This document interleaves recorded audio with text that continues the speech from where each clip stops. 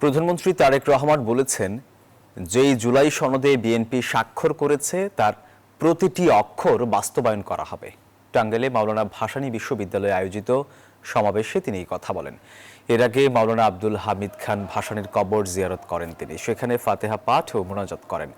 প্রধানমন্ত্রী মাওলানা ভাসানী যে ঘরে থাকতেন সেটি ঘুরে দেখেন। পরে সমাবেশে বলেন, যারা বিএনপির খাল খনন, ফ্যামিলি কার্ড সহ জনবান্ধব কর্মসূচিকে বাধাগ্রস্ত করার চেষ্টা করবে, জনগণকে সাথে নিয়ে তাদের প্রতিহত করা হবে।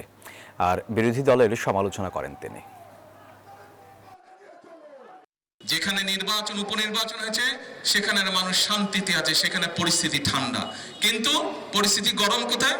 বায়তুল মোকাররমে। স্বৈরাচার পালিয়ে গেছে, কিন্তু স্বৈরাচারের ভূত কিন্তু রয়ে গিয়েছে এই দেশে এখনো।